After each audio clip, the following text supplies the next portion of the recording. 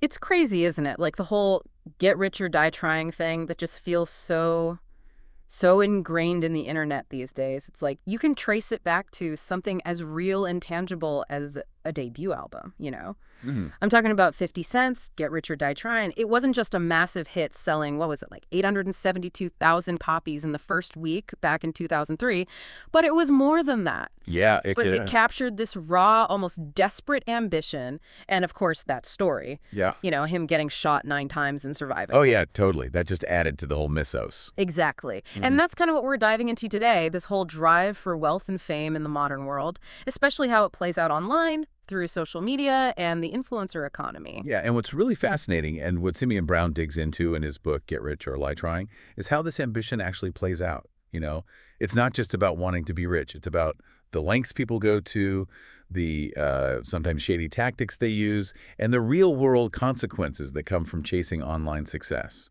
Right, like what are the ripple effects of all this? That's what we're going to unpack in this deep dive. We'll be pulling out the juiciest bits from Brown's work, drawing connections between things that might seem totally unrelated at first glance. Right. Think about it. The huge explosion of hip-hop, the rise of these massive fast fashion empires, even trends in cosmetic surgery. Oh, yeah. It's all connected in a way. We've got excerpts from his investigative work full of real-world examples and analysis of the influencer landscape. What we really want to get at is like, what does this all mean for you? How do you make sense of success in the digital age with all its craziness? And if you zoom out a bit, you realize this isn't just some new fad. This drive to get rich, it has roots going way back, and it's all tangled up with changes in our culture, the economy, and how we even think about ambition. Okay, so let's get into the nitty-gritty. How did this hustle mindset even start? Brown really goes back to that get rich or die trying phenomenon. Beyond those insane sales figures, he sold 12 million copies globally. By the end of 2003, it was that underlying story that really grabbed people. Totally. This image of a poor black man from Queens beating the odds, overcoming, like, the most insane obstacle. It was powerful stuff. It really resonated. And what's important here is the cultural shift Brown talks about. Hip-hop was blowing up, becoming way bigger than rock in American music. And artists like 50 Cent were all about showing off their wealth, often right alongside this image of violence and street cred. It was the ultimate rags-to-riches story for a whole new generation. And it wasn't just the big names, right? Brown then goes on to talk about Soulja Boy. Back in 2005, he was just 15 years old and operating totally outside the traditional music industry system. No record label, no PR team, no big-name endorsements. But he had LimeWire. LimeWire. It takes me back. For those who weren't around then, LimeWire was this peer-to-peer file-sharing service, basically a hotbed for Digital piracy, let's call it what it was. right, digital piracy. Soulja Boy, he was clever, or maybe some would say a bit audacious, but his strategy was to mislabel his own music files with the names of popular 50 Cent songs. Genius, right. Yeah, talk about getting your music in front of a huge audience. He was ahead of the game. Before social media really took off, he linked his MySpace profile to this new platform called YouTube. Still using those misleading song titles to pull in millions of views to his track, crank that. By 2007, that one song had reportedly earned him $7 million. They even called him a tech-savvy millennium hustler. I mean, how could you not? This is where Brown points to a subtle but crucial shift. That get rich or die trying attitude, which used to be tied to street life, was morphing into something new, like hustle or lie trying, a new way to survive in this digital world. Millions saw what Soulja Boy did and thought, hey, maybe I can do that too. And that really sets the stage for Brown's whole investigation in Get Rich or Lie Trying. He goes deep into this hidden world of influencers, and not just the ones you might think of. We're talking streamers, online marketers, tech startup founders, even people in adult entertainment. Drop shippers, straight-up fraudsters. He's looking at the whole spectrum. And what gives his perspective this real weight is his own background. Growing up in Tottenham, a diverse area in London that's faced its fair share of challenges, he saw firsthand how these self-made success stories really resonated, especially in communities where opportunities felt limited. Yeah, he talks about how big American hip-hop culture was for him and his friends. Brands like FUBU, Academics, Timberland, all that. It was a huge part of the culture. He even describes his school, Aylward School, where a lot of students didn't pass their GCSEs. That's like high school exams in the UK. So you can see how, for kids in that environment, seeing anyone from a similar background make it big, even if it was through unconventional means. It would be incredibly inspiring. Exactly. And Brown brings up this interesting point about this paradox of working class youth embracing these materialistic hip hop values. But then he points out it's not really a paradox when you think about it. Those values, individualism, getting ahead, wanting the best stuff, those are the same values mainstream society pushes too, right? Yeah, it's like those kids in baggy clothes were just rapping to the same tune that CEOs in suits were humming all along. It's all about the bling, the status symbols, the self-made myth. And this was all happening as millennials were coming of age. They were stepping into a world that was changing so fast. Brown mentions Tony Blair's 1999 speech about the technological revolution and the need for a knowledge-based economy. The government was pushing for more people to go to university, and ambition was the buzzword. But even the meaning of ambition was changing, right? It wasn't just about achievement anymore. Right. It became more about getting your hands on the hottest new things, even if you didn't have a ton of money, having a Gucci bag or whatever. It was a way to show you'd made it, project an image. Even if it wasn't really the full picture. Exactly. And get this, Brown even noticed this get-rich mentality in churches. He talks about this Nigerian church in London led by this charismatic pastor, Pastor Matthew. Interesting, yeah. The church was thriving, mostly Nigerian congregants. Pastor Matthew, he was stylish, spoke with this Americanized accent, a really compelling figure.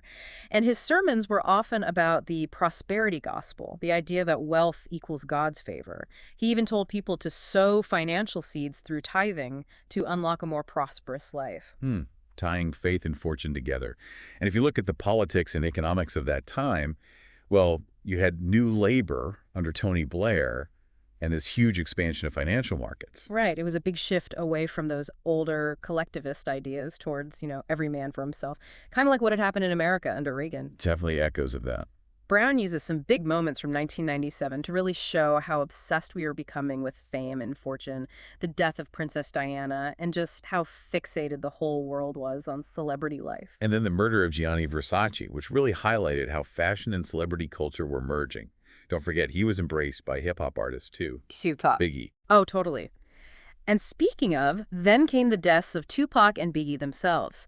As tragic as they were, they kind of solidified hip-hop's place in mainstream culture. I mean, Biggie's line, "fuck bitches, get money," became like an anthem for some. Yeah, it did.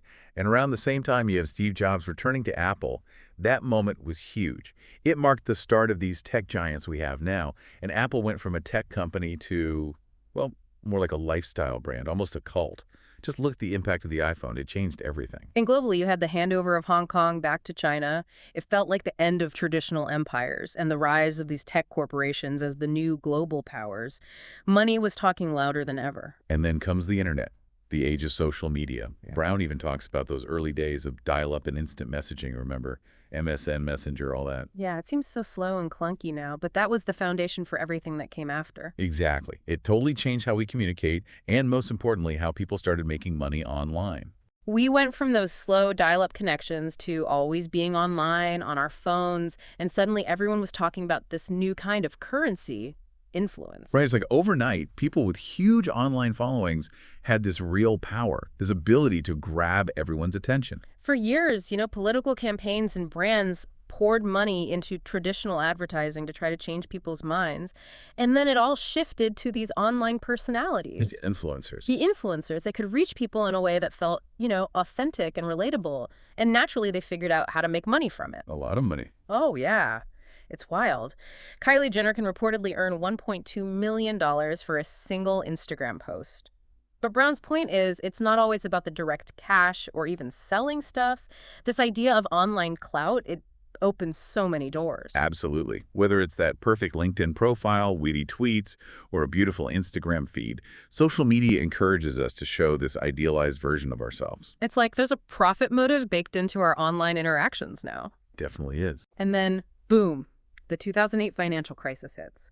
Brown, he was studying economics at the time, so he saw how that promised prosperity went up in smoke, especially for millennials. Yeah, it was rough. The generation that was told a college degree guaranteed a good life, suddenly they were facing worse job prospects than their parents. For the first time in a long time, a younger generation was predicted to earn less over their lifetime. Getting a house felt impossible, debt was piling up. It was a bleak picture. So with the economy in shambles, leveraging influence became this, appealing alternative. Forget degrees and connections. All you needed was online visibility. And that's when we saw all these influencers popping up, branding themselves as experts in everything. Right. Emotional mastery, financial freedom, social activism, lifestyle design, you name it. There was an influencer for it. It was like everyone was trying to project this image of wealth and success online, celebrities and everyday people alike. But as Brown reminds us, there's a flip side to all that. For every influencer making bank, there are tons struggling to make anything at all. And that's where the dark side of this online world creeps in. People faking their wealth, buying followers, promoting sketchy or even dangerous products. Oh, we've seen the scandals, haven't we? Laxatives sold as health drinks, fake music festivals, even influencers caught up in Ponzi schemes. It's wild. And what's really worrying is how some industries like cosmetic surgery and finance are using influencers to get around regulations. They can reach vulnerable consumers with risky products and services. Brown even asks, is the whole influencer industry becoming a giant pyramid scheme? That's a scary thought. Okay, let's shift gears and talk about Fashion Nova. This is chapter 2 in Brown's book, and it's fascinating. Fashion Nova might not be a household name for everyone, but Brown argues they had a huge impact, especially on American pop culture and what's considered beautiful. Yeah, and what's surprising is where they started. Panorama City in Los Angeles. It's a working class, mostly immigrant neighborhood. Not exactly the glamorous world of fashion, Right. Their main store is in the Panorama Mall, surrounded by discount stores. Totally different from those fancy designer boutiques. And unlike a lot of tech companies, Fashion Nova's success wasn't about algorithms or fancy software. They just understood social media and internet culture, instinctively. The founder, Richard Symeon, he has an interesting story, too. He's Iranian, grew up in California, and learned the ropes working in his dad's women's clothing store. He opened the first Fashion Nova store in 2006, then the online store in 2013. And get this, by 2018, they were the most searched fashion brand on Google. But as Brown points out, their flagship store is actually pretty basic.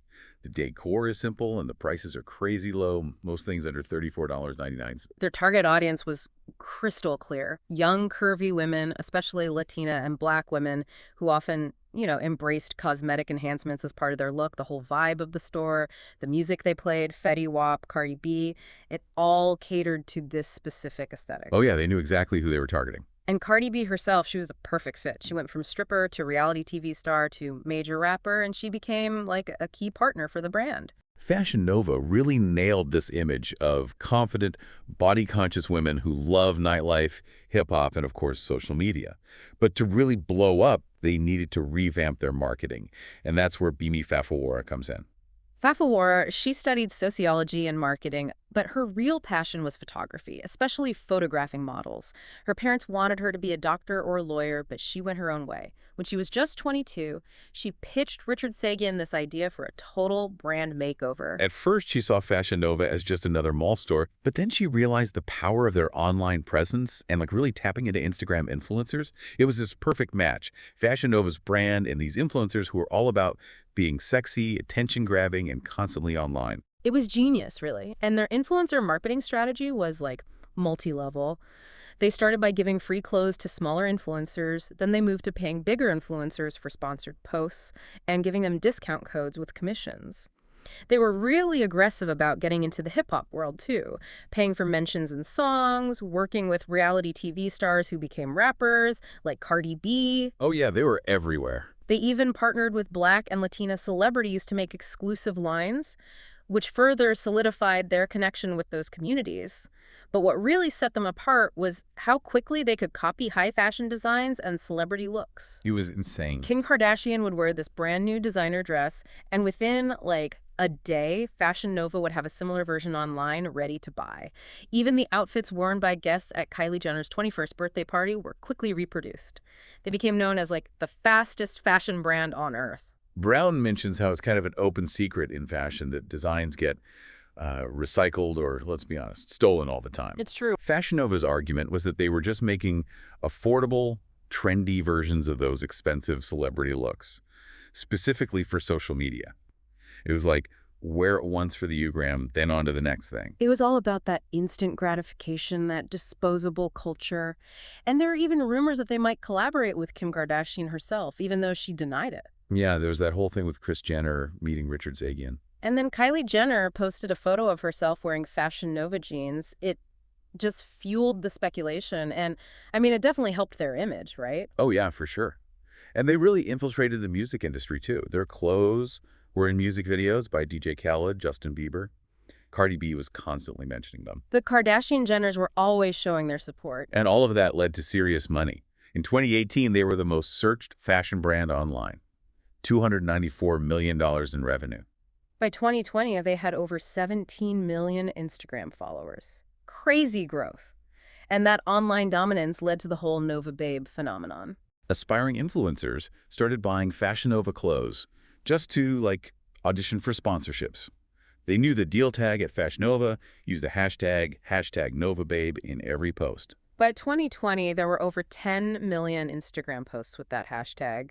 A whole army of unpaid marketers. It was brilliant, really. It really was. Becoming a #NovaBabe was like getting a VIP pass in the Instagram world. Exactly, and Fashion Nova encouraged it. They put out calls for people to join their #NovaBabes and #NovaSquad communities. But the truth is, these aspiring influencers were basically working for free, spending their own money on clothes, creating content, all for a chance to get noticed. And Brown points out that Fashion Nova was picky about who they gave clothes to. They wanted young, attractive people, specifically with hourglass figures and full lips. That insta-baddie look, right? The tan skin, the dark hair, the makeup. Kind of like the women in Kanye West's music videos. Yeah, exactly that vibe. And agencies started popping up, like Bimi Fafaworas, that specialized in this type of modeling and marketing for fast fashion brands. They were basically copying what Fashion Nova did. Yeah. And the whole idea of what's considered beautiful was changing. We moved away from that 90s look of blonde hair, big boobs, and skinny bodies. To the Kardashian look. Exactly. And Fashion Nova was right at the heart of that, creating this whole online economy for women to make money from their looks and social media presence. But of course, as Brown points out, this raises all sorts of ethical questions. Like the pressure to get cosmetic surgery to fit those narrow beauty standards. And then there's the whole issue of like racial ambiguity and appropriation. Yeah, that's a big one. Which brings us to Chapter 3, where Brown dives into the whole blackfishing controversy. He introduces us to Aga, a 19-year-old who got famous on Instagram for selfies that fit that online aesthetic perfectly. She'd wear figure-hugging clothes, emphasize her hourglass shape, and write these, like, playful, flirty captions. In her photos, she had dark hair and light brown skin. She claimed she got famous by accident, thanks to Instagram's algorithm. Sure. One of her posts got over 147,000 likes and tons of followers, mostly guys. And Aga, she was smart. She saw an opportunity and started working with fast fashion brands. She understood how influencer marketing worked, switched her account to professional, and boom. She landed deals with Fashion Nova. Pretty little thing. All the big names, even Protein World, promoting their supplements. Often she was paid in free clothes instead of cash. Which, I mean, is still valuable for an influencer. Oh, totally. And her follower count exploded, went from 50,000 to over 250,000 in just a few months. Online endorsements became her main income, and she was even doing local deals. Yeah, she became a brand ambassador for a car rental company in London that targeted inner-city residents. Interesting choice. And here's the thing. All 12 of the female ambassadors for that company look very similar. Light-skinned, black, or mixed race, with this sort of ambiguous ethnicity. And Aga fit right in. Exactly. And then there was this one Instagram post in September 2018. Aga's showing off all the sponsored stuff, including hair extensions from a Black-owned shop. She's posing to emphasize her small waist and big hips, full lips, dark cornrows, projecting this image of like a confident Black woman. And then the bombshell dropped. It turns out Aga's actually white. Polish, to be specific. Cue the accusations of blackfishing. Brown explains that the term blackfishing really took off in November 2018 thanks to this viral Twitter thread by a journalist named Wanna Thompson. She was calling out white women on Instagram who seemed to be like purposely trying to look black. Yeah, it was a big moment. And Aga's photos were in that thread. The whole thing was about comparing photos and skin tones of white influencers who were using makeup, contouring, and wigs to look like black women. There was this one case, Emma Hallberg. She was a Fashion Nova ambassador with tons of followers. Everyone thought she was mixed race because of her tan. Then it came out she was white, and people were shocked. The backlash was huge. People were accusing these influencers of blackface, racial insensitivity, comparing it to minstrel shows. It was a huge mess. It brought up this whole issue of racial ambiguity in beauty standards. Like, think about Kylie Jenner and Kim Kardashian. Oh yeah, the whole controversy with Kim's Diana Ross photo shoot. It all ties in. Aga, she knew about the criticism, and her defense was that she was just following social media trends. Basically, everyone's doing it. But she wouldn't say for sure if she'd stop wearing black hairstyles.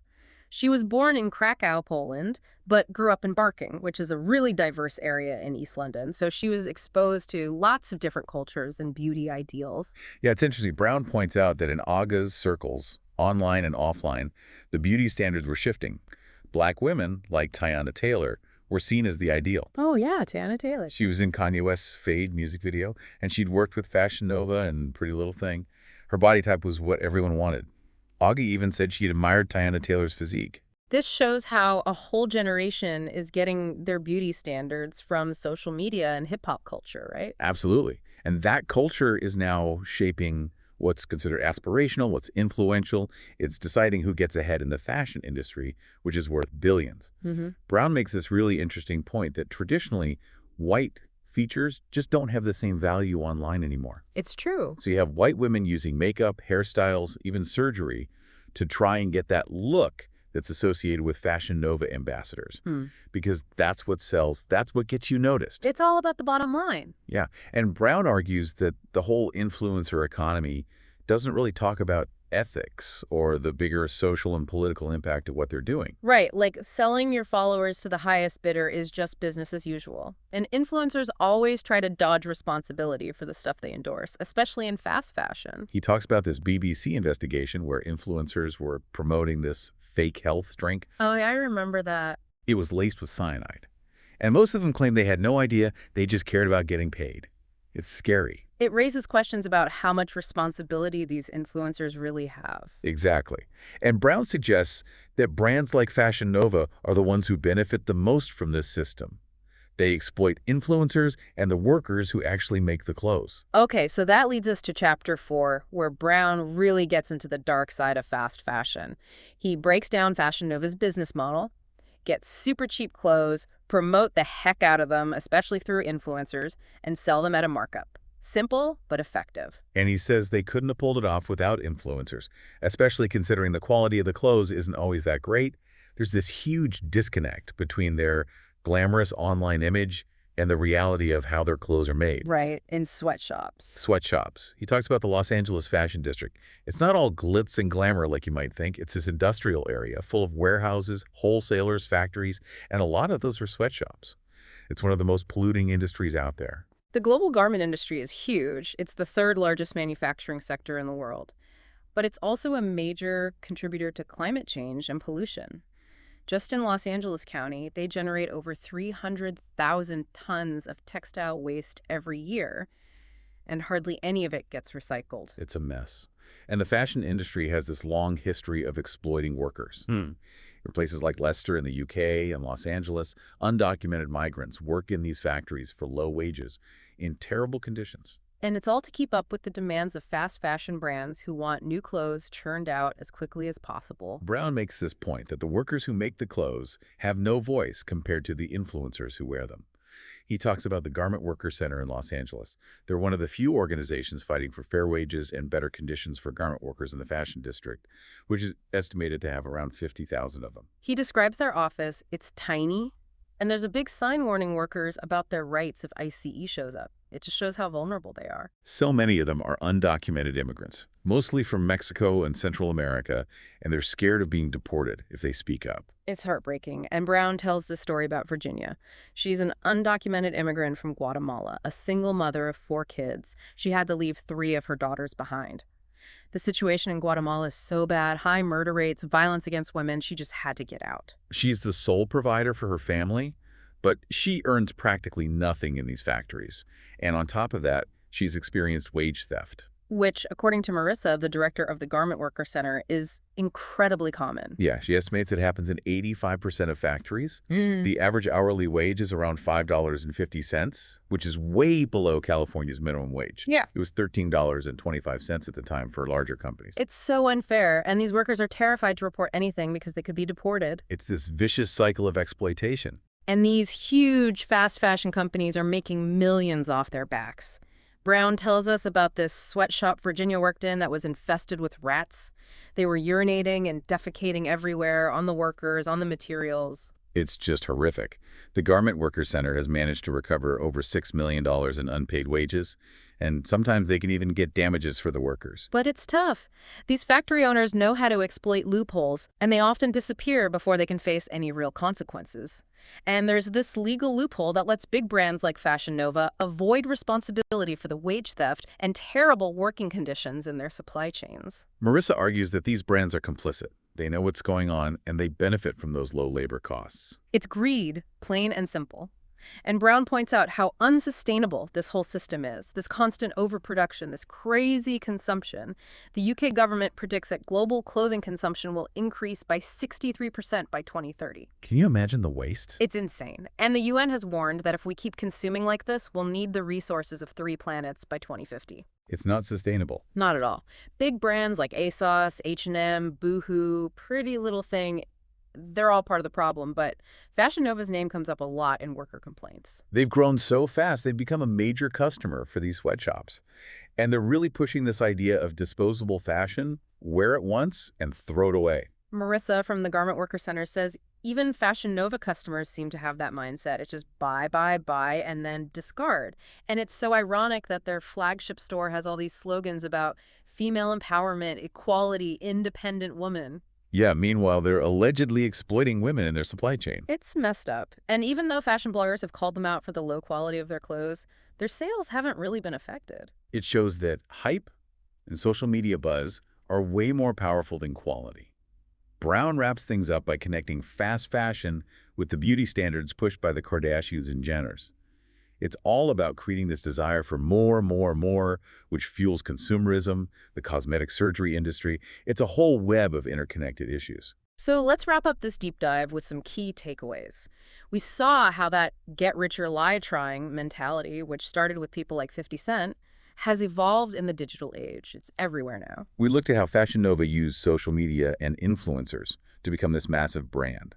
They tapped into a specific aesthetic and the desire for cheap, trendy clothes. We explored the complicated world of blackfishing, how the desire to be seen as beautiful and successful online can lead to some really problematic behavior. And we uncovered the dark underbelly of fast fashion, where workers are exploited so the brands can profit. It's clear that everything's connected, Online trends, influencer marketing, it all has real-world consequences. And for you, our listener, the question is, how does all of this change how you think about online success, consumerism, and ethics in the digital age? It's a lot to think about. And it leads to a final, maybe uncomfortable question. With all this desire for wealth and recognition, with all this fast fashion consumption and the potential for exploitation, how much responsibility do we have as individuals and as a society to create a more fair and sustainable future? What does making it even mean anymore? Exactly. It's worth considering. We encourage you to keep learning about these things. Check out organizations that promote ethical consumption, do your research on the impact of social media, and think critically about the messages you see online, because there's often a lot more going on beneath the surface. Be informed, be aware, Yeah. and make conscious choices.